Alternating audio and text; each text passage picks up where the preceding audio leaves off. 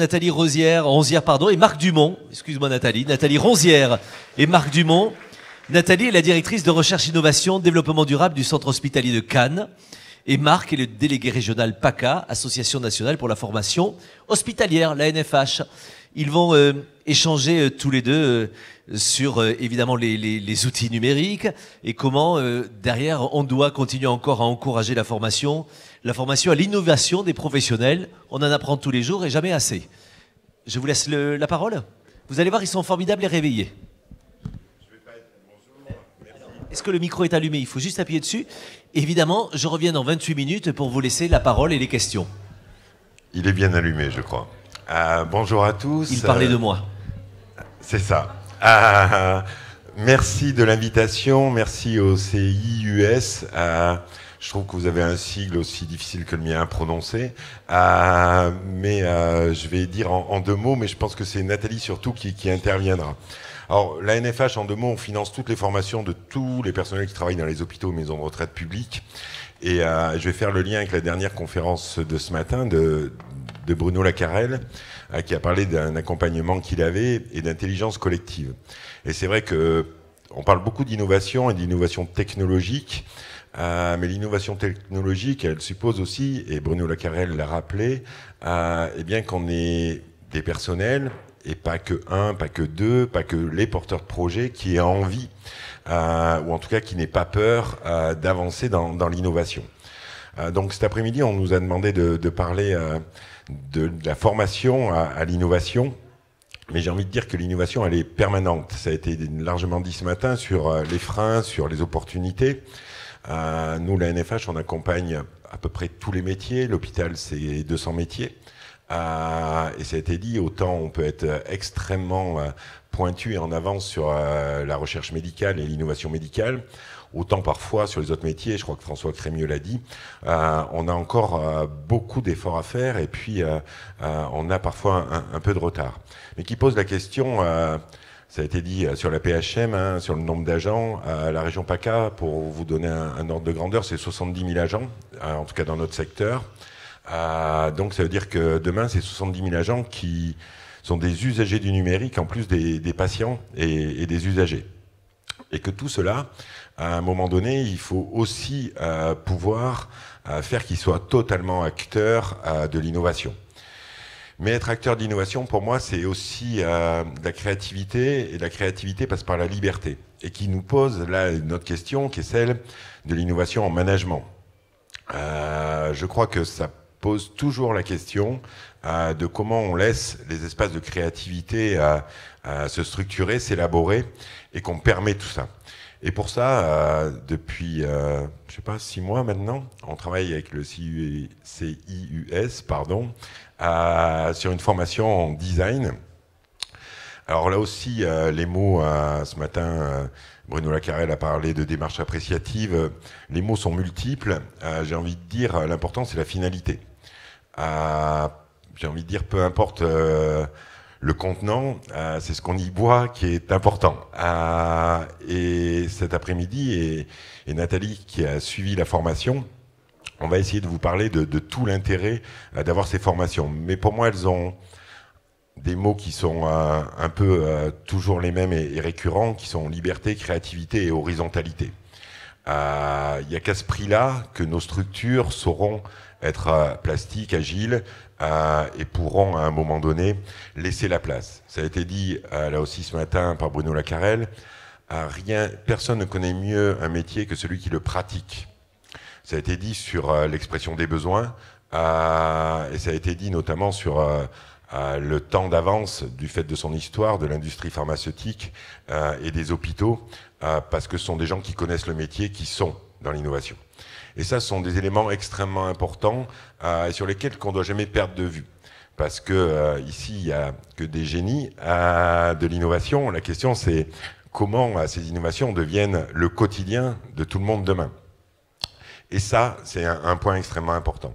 Donc cette formation design, elle a débuté, elle va largement se poursuivre, parce que l'idée, c'est qu'on puisse... alors, on m'a invité parce que par nature, en tant qu'ANFH, étant l'OPCA, et c'est pas que j'ai raté des lois, on reste un OPCA de la fonction publique hospitalière, on finance cette formation. Mais l'important, c'est ceux qui la pratiquent, et ceux qui la pratiquent, c'est notamment Nathalie, dans son établissement. Donc, ça va être plutôt un jeu de questions de ma part et de réponses de sa part sur justement pourquoi cette formation en design et pourquoi cette lancée dans cette vision de l'innovation par les professionnels.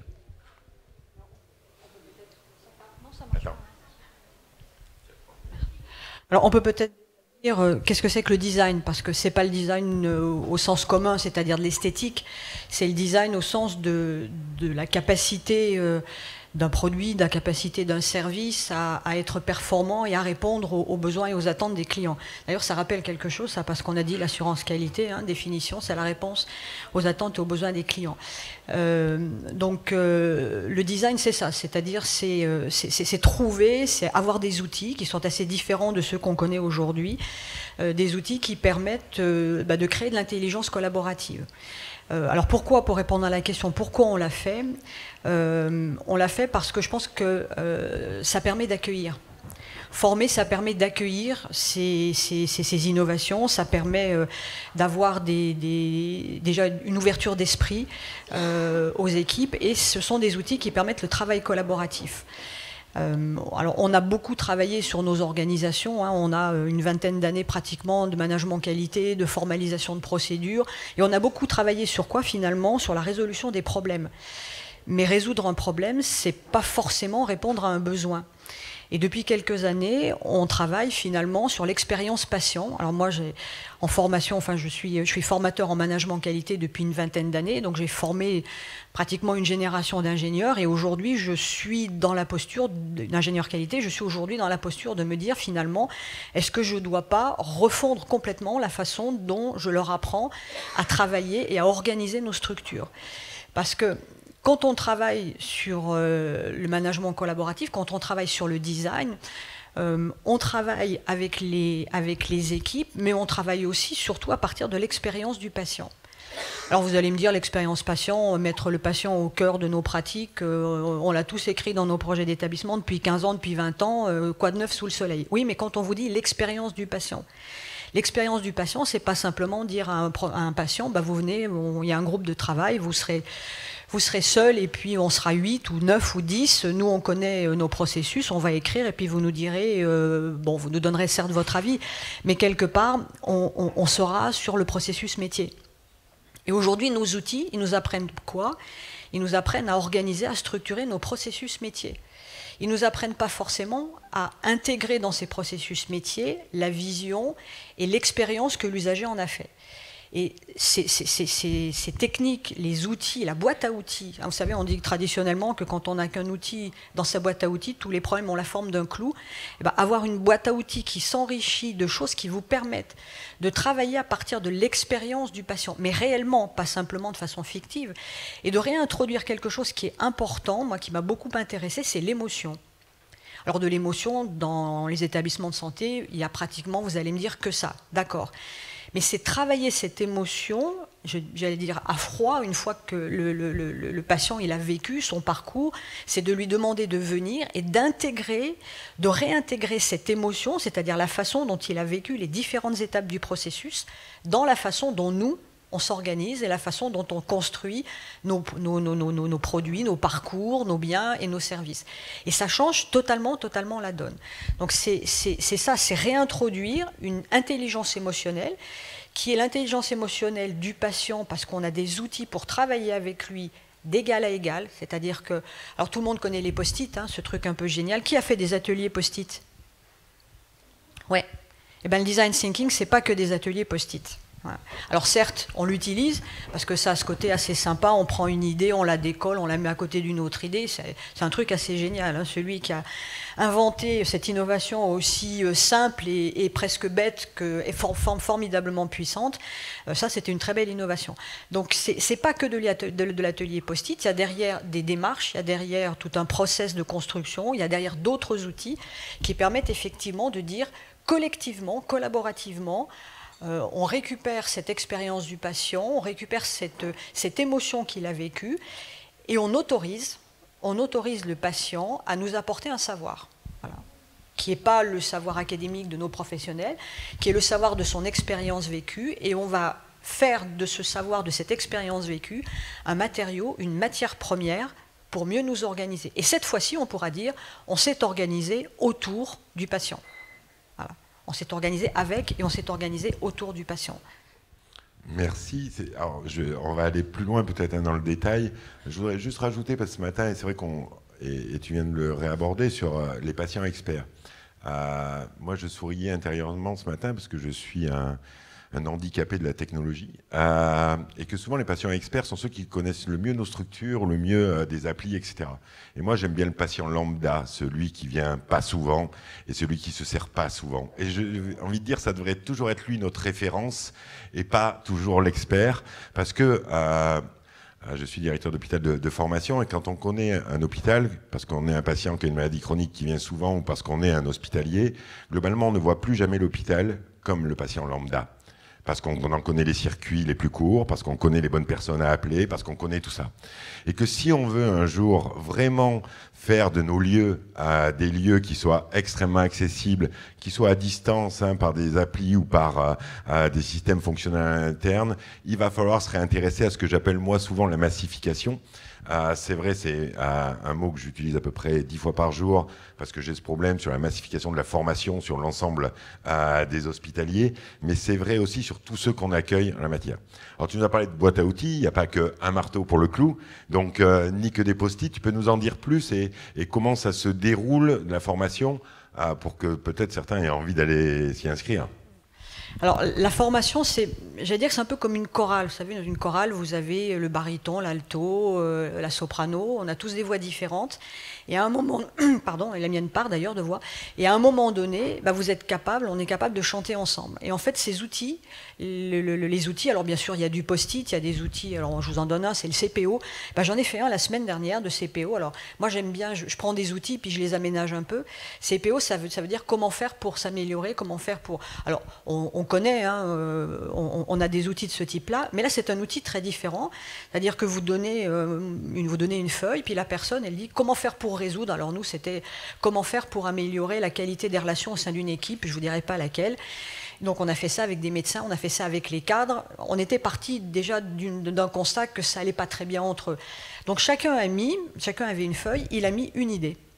On a mis 3 minutes, une idée chacun. Et quand chacun a mis une idée, on avait 3 colonnes, on a passé la feuille au voisin, on a récupéré la feuille du voisin d'à côté. Voilà. Et donc on s'est retrouvé avec 3 idées qui n'étaient pas les idées identiques. Alors peut-être qu'on avait effectivement formulé la même, mais on s'est retrouvé avec 3 nouvelles idées, ou 3 idées un petit peu différentes. L'objectif était d'enrichir ces 3 idées-là. Et puis au bout de 3 minutes, on passe la feuille et on prend celle d'à côté. Et on fait le tour. Voilà.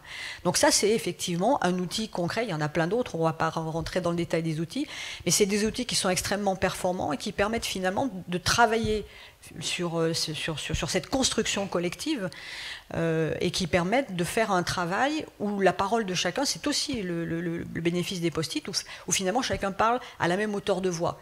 Ce qui n'est jamais le cas quand on fait une réunion, où il y en a toujours, d'abord il y en a qui ne parlent pas, il y en a toujours qui parlent beaucoup, trop, ou qui ont une parole qui est parce qu'ils ont un positionnement particulier considéré comme prioritaire.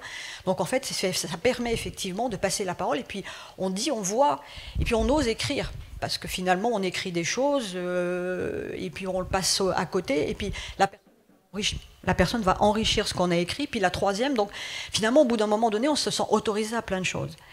Donc c'est à la fois un espace de liberté absolument incroyable qui s'ouvre. Alors il faut les conditions pour ouvrir la liberté, ça c'est clair, et pour s'autoriser à. Et puis c'est aussi extrêmement créatif, parce qu'on vous demande de réfléchir sur quelque chose pour lequel vous n'aviez pas initialement réfléchi.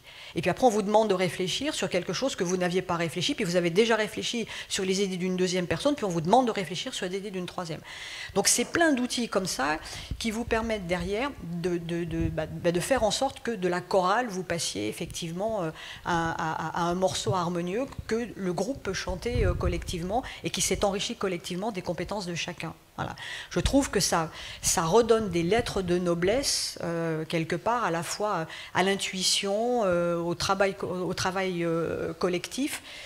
Et je dis, c'est plus que du travail collaboratif, c'est vraiment du travail coopératif. Voilà, c'est vraiment du travail coopératif. C'est le 1+1 qui est supérieur à 2, ce qui est une règle en management, pas du tout en mathématiques, mais c'est vraiment ça. Ok, alors je vais rester sur la métaphore d'Edgar Faure, hein, sur les chiens dans la niche. A priori, du coup, c'est chacun va dans la niche de l'autre, puisque depuis ce matin, j'ai cru comprendre que ce vieux parlementaire qui est décédé depuis longtemps avait laissé des traces avec ses niches fiscales. Donc, à travers l'exemple que tu nous as donné, ça veut dire qu'on peut utiliser ces méthodes, quelle que soit la thématique, quelle que soit de l'organisation, que ce soit du management, et avec tous les personnels, c'est comme ça que tu le déploies et que tu le déclines dans ton établissement ? Alors, tous les personnels, oui. Toutes les situations, peut-être pas. Et tous les publics, point d'interrogation. Un exemple, on est en train de travailler ça en santé mentale. En santé mentale, comment on fait de l'expérience patient ? Alors déjà que la parole en santé mentale, hein, la parole de celui qui a un trouble psychiatrique, elle est souvent déconsidérée, mais si on lui demande d'apporter cette parole pour en faire un matériau pour construire, c'est aussi très compliqué. Donc on est en train de travailler sur cet aspect un peu particulier de l'expérience patient, sur la santé mentale. Mais en dehors de ce cas très particulier, je pense qu'effectivement, à peu près n'importe quel usager, et surtout l'usager lambda, doit être capable effectivement de venir et de participer. Et justement, ce qui est important, c'est de travailler avec beaucoup d'usagers. On nous a dit 12, 15 sur un même parcours, parce que bien évidemment, on n'a pas la même expérience, ils n'ont pas vécu la même expérience parce qu'ils n'ont pas les mêmes besoins. Aujourd'hui, on fait quoi ? On fait du prêt-à-porter, hein, c'est-à-dire qu'on fait effectivement de la massification, on fait... Bon, on ne va pas non plus se bercer d'illusions, on ne va pas être capable de faire du sur-mesure en disant pour chacun, on est... Bon. Mais il y a des entreprises qui aujourd'hui vous vendent du sur-mesure alors que derrière c'est du prêt-à-porter, mais parce qu'elles ont su à la fois comprendre les différents besoins de leurs usagers, de leurs clients, et adapter une réponse avec quelque chose qui, à un moment donné, vous donne l'impression que ce qui a été pensé pour vous. Et ça, je pense que ces outils-là, ça rend ce type de démarche totalement à la portée. Moi, j'ai une expression, je dis la massification dans la dentelle. Parce que voilà, ouais, on a à un moment donné le tout, mais à la fin, ça doit être de la dentelle en fonction de l'individu que l'on a, qu'il soit patient ou qu'il soit professionnel. Sur les expériences, aujourd'hui, est-ce que tu as déjà des résultats ? Est-ce que ça va vite ? Et est-ce qu'il y a des freins ? Est-ce que, je sais pas, il y a une boîte à l'entrée où on pose son ego, un certain nombre d'éléments qui font que tu as des conditions de réussite ? Alors oui, il y a des conditions de réussite. En fait, c'est des outils où la mission va l'emporter sur la fonction. C'est-à-dire qu'on vient, certes, on vient avec un métier, on vient avec un bagage, mais on vient aussi, c'est ça la notion de la créativité, on vient aussi avec un potentiel d'idées. Et quelque part, je trouve que vis-à-vis des équipes, c'est assez incroyable, parce que ça autorise, ou c'est même pas que ça autorise, on demande aux équipes de faire émerger ce potentiel d'idées, et ça va chercher, je vais dire presque la substantifique moelle. Quelque part, je trouve qu'en termes de valorisation des ressources humaines, c'est extrêmement important, parce que derrière, on autorise en fait les équipes, on leur demande de se dépasser, d'aller peut-être un peu en frontière de ce qu'ils ont l'habitude ou de ce qu'elles ont l'habitude de faire, mais ce sont des gens qui de toute façon sont au cœur des processus, donc on ne se trompe pas, entre guillemets. Donc c'est vraiment, c'est dépasser les frontières organisationnelles pour aller chercher quelque chose qu'on construit ensemble, et c'est donc un véritable îlot de créativité. Ce qui est important, je pense, c'est de se former en groupe. Voilà, je pense que seul, moi j'ai qu'une hâte, c'est qu'il y ait de nouveau une formation pour qu'on puisse envoyer d'autres professionnels. Je pense que c'est intéressant effectivement d'être formé à plusieurs, peut-être même à un moment donné, en tout cas au début, faire appel à des gens dont c'est le métier, faire appel à des designers, à des gens qui sont aussi capables d'aller chercher des choses qui ne sont pas forcément de notre milieu, qui ne sont pas forcément de nos configurations d'esprit, pour nous ouvrir aussi, parce que l'innovation c'est ça. C'est d'essayer d'aller faire un pas de côté, d'essayer de dire comment je peux accueillir, parce que ça peut être ça aussi, hein, se former à l'innovation, c'est pas simplement faire du management organisationnel, c'est globalement être capable d'accueillir demain de l'innovation, d'accueillir demain de nouveaux usages. C'est être attentif, c'est être à l'écoute. Il y a aussi cette dimension-là, c'est rester attentif, rester à l'écoute et être prêt à accueillir plein de choses, accueillir la parole d'autres professionnels, accueillir l'expérience du patient, accueillir la parole du patient, accueillir une nouvelle technique, accueillir... Donc c'est aider et c'est préparer l'arrivée des usages, en fait. Voilà. Alors, je pense que là, tu touches un point crucial. Bruno Lacarelle l'a dit en fin de matinée. Il y avait peu de gens d'ailleurs à sa conférence, parce qu'il y a d'autres conférences très intéressantes. Et je dis souvent, la technique, ça fait toujours vibrer les gens en termes de modernité, etc. Le management, beaucoup moins. Et pourtant, Bruno Lacarelle, il a dit, on peut être le labo le plus moderne d'Europe, parce que c'était à peu près ça. L'important restera toujours l'humain. Parce que si l'humain n'est pas associé très en amont, et bien à un moment donné, tous les freins vont faire que le projet ne va pas marcher. Et plus on va vers de la technique, et moi j'associe souvent l'IA avec une augmentation du rapport de proximité et du rapport au management. Plus on aura de la technologie qui va être embarquée, et c'est le cas, et il y a une accélération forte, et plus on a besoin de ces accompagnements et de mettre tous les professionnels, et pas que les porteurs de projets, dans la boucle et très en amont.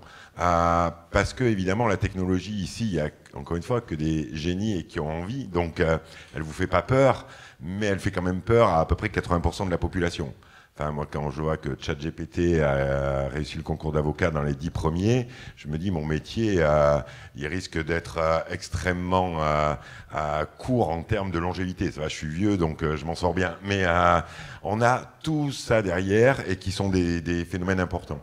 Donc aujourd'hui, en termes de proportion, c'est quoi? C'est tout l'hôpital se met en mode, on travaille comme ça et donc on revoit nos process de management à travers plus d'horizontalité et plus de participation. Moi j'aime bien le mot management contributif, tu as dit collaboratif, etc. Où ça reste encore des poches. Moi, je pense que c'est une culture.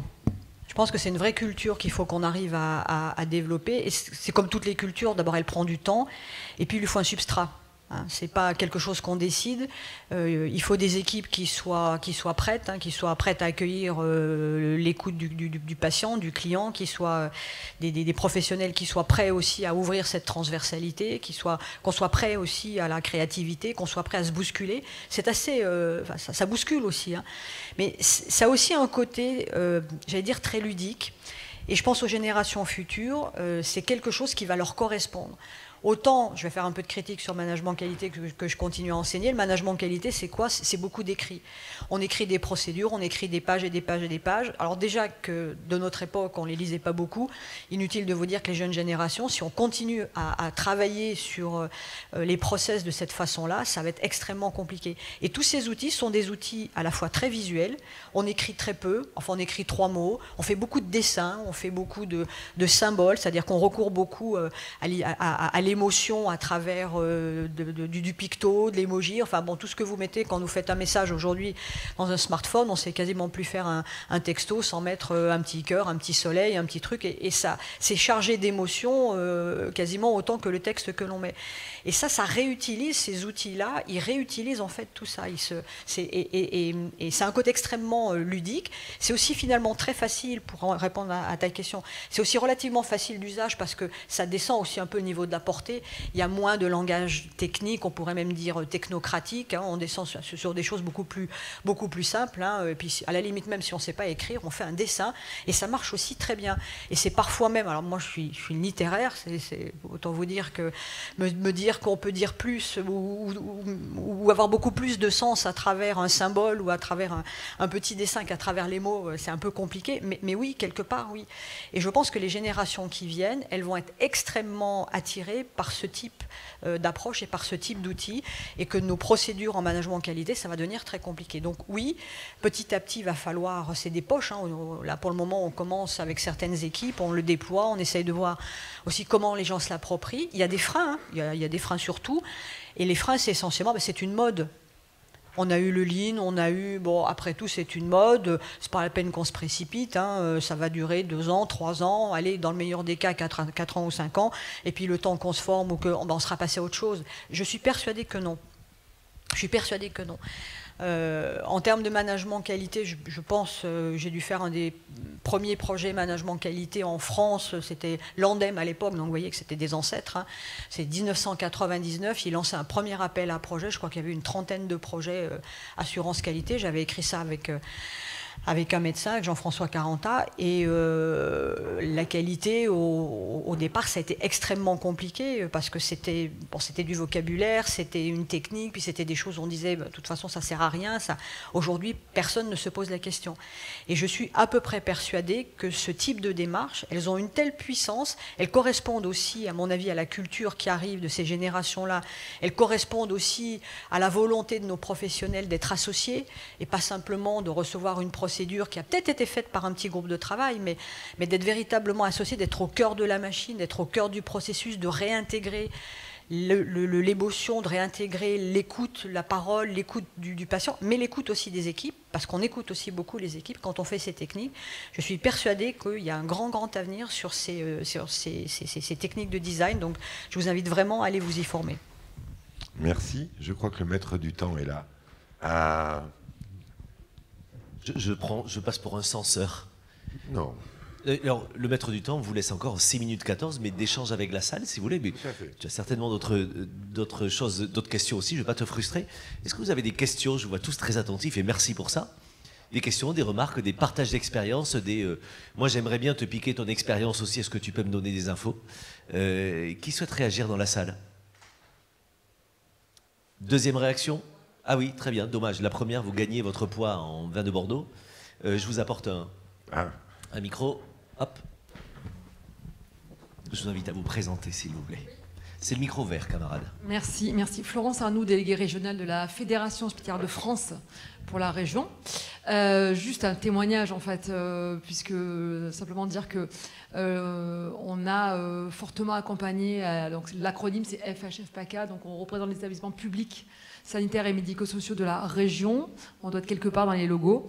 Moi, personnellement, qui suis sensibilisée au sujet de l'innovation et au design depuis plusieurs années, j'ai trouvé avec le CES la possibilité de promouvoir la formation au design, et donc ils ont été particulièrement réactifs, et c'est rare en fait, ça n'existe pas ailleurs. C'est-à-dire que ce que vous avez présenté là de façon un peu anodine, ça n'existe nulle part ailleurs. Personne n'a organisé une formation régionale en direction des équipes d'encadrement dans un premier temps de gouvernance hospitalière publique au design en santé. C'est une première. Souvent ça se fait à la DITP, ou ça va se faire dans des dans des secteurs très des niches, de façon un peu privilégiée. Là c'est très ouvert. La NFH nous a suivis parce qu'effectivement aussi la spécificité c'est que la NFH, donc, qui est ce qui me permet d'accompagner la formation des professionnels de santé des établissements, donc, qui est en PACA, aussi est une NFH un peu atypique, puisqu'elle est toujours très à l'avance sur les autres, c'est-à-dire qu'elle est copiée par les autres, et un peu comme les États-Unis par rapport au continent européen, elle a toujours 10 ans d'avance. Et donc je le dis parce que c'est vraiment quelque chose de très original. On est regardé à la loupe et on se dit, mais ils font... voilà. Donc l'idée, c'est d'aller plus loin. Tu nous as tendu la perche, hein, et donc il y a eu une première session, une deuxième session. Et ce qui est intéressant, c'est que quand on a designé, entre parenthèses, le cahier des charges de la formation, on s'est dit on va commencer avec de l'initiation, on va poursuivre avec du perfectionnement, et puis après c'est de l'accompagnement in situ dans les établissements. Je ne sais pas si certains ont pu aller suivre ce matin ce qui a été dit sur le flex office et l'apport du design. Voilà, c'est très concret, c'est très pratique, et ça redonne du goût dans le quotidien, et ça crée du lien. Et merci beaucoup. On prend jamais le temps de dire que les choses sont bien quand elles sont bien, donc savourez, soyez gênés, c'est bien fait pour vous, monsieur et madame. Merci beaucoup. D'autres questions, remarques, d'autres félicitations à apporter? D'autres formations, j'ai besoin? En général, ils n'en manquent pas, hein, des besoins de formation. Oui, tout le monde connaît assez bien mon mail et mon téléphone dans le landerneau des hospitaliers publics. Vous n'allez pas vous en plaindre? Ah, jamais. Non, parce que ce que vient de dire Florence est intéressant, mais au fond, moi je suis, souvent je le dis, l'invisible de l'hôpital, parce que c'est aussi mes rencontres quotidiennes avec les hospitaliers, tous les hospitaliers, hein, je reçois aussi bien des ASH dans mes locaux, que je croise des médecins. J'étais vendredi au un label THQSE d'une maternité, parce que le développement durable est aussi un vrai sujet. Et en fait, on se rend compte que ces sujets, et je pense que tout ce qu'a décrit Nathalie et ce que vient de confirmer Florence, c'est aussi des hospitaliers qui retrouvent des valeurs pour lesquelles ils ont choisi de venir travailler à l'hôpital. C'est-à-dire où à un moment donné, je suis un acteur et ma voix a du sens et le patient a de la place.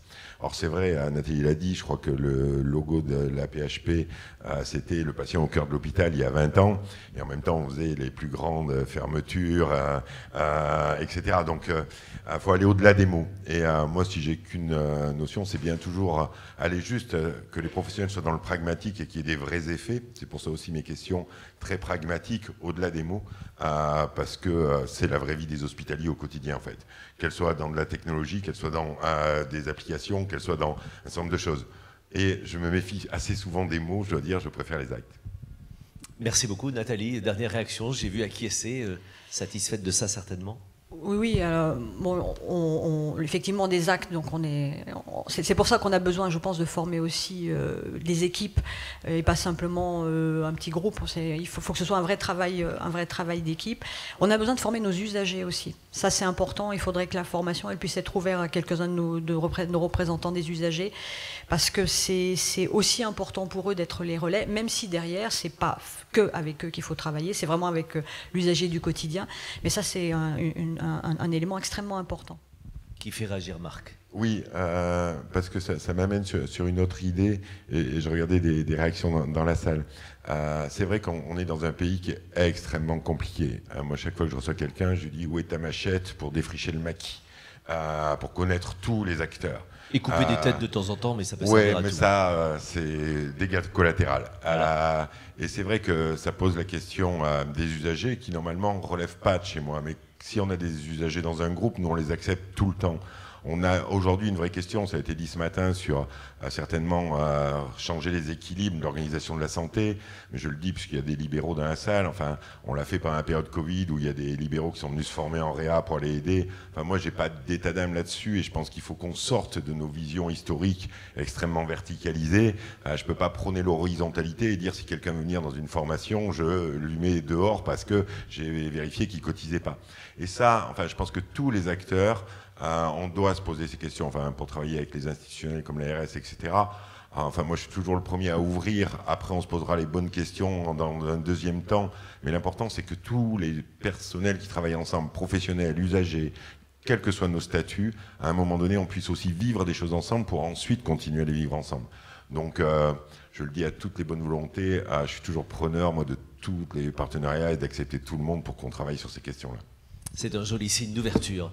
On va vous remercier tous ensemble d'avoir accepté de témoigner. On les applaudit tous les deux, s'il vous plaît, Nathalie et Marc. Merci. Et bien sûr, vous pourrez continuer d'échanger avec eux dans la foulée.